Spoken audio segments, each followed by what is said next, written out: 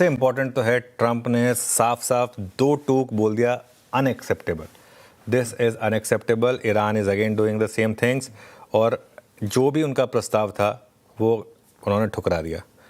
अब बहुत लोग कह रहे हैं कि अगर पाकिस्तान के थ्रू वो प्रस्ताव आएगा तो उसको ठुकराना ही बनता है। मैं खैर वो हंसी मजाक में कह रहा हूँ, लेकिन खैर जो भी है, अब कतार में एक आबू धाबी से आ रहे कार्गो जहाज़ पर एक और ड्रोन का हमला हुआ है। अब ये हमले नहीं रुक रहे हैं वापस। असल में मार्केट देखें, अगर आप मार्केट की रैली देखें, मार्केट की रैली तब हो रही थी जब एटलीस्ट ये हमले रुक गए थे। लड़ाई तो चली रही है, हमें पता ही है, बातचीत तो चली रही है, ये भी हमें पता है, लेकिन वो लड़ाई जो एटलीस्ट ऑन ग्राउंड लड़ाई बंद हो गई थी, अब वो वापस थोड़े से स्टार्ट हो गई है।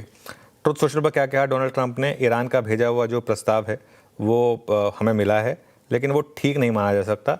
और 47 साल से ये तो उन्होंने आज सुबह सुबह कहा है। एक उन्होंने कल भी एक लाइन, 2-3 लाइनें डाली थी जिसमें उन्होंने ये भी कहा था कि 47 साल से ईरान जो है वो यूएस और दुनिया के साथ खेल खेल रहा है, तो इस वजह से हमें ये चीज़ें पसंद नहीं है। अब ये है क्या, ईरान का प्रस्ताव क्या है? ईरान का प्रस्ताव ये है कि युद्ध हर मोर्चे पर ख़त्म होना चाहिए, अमेरिका के जितने भी सैंक्शंस है वो हटने चाहिए, ऑयल के एक्सपोर्ट पर सैंक्शन हटने चाहिए, 30 दिनों के लिए हटा दें आप।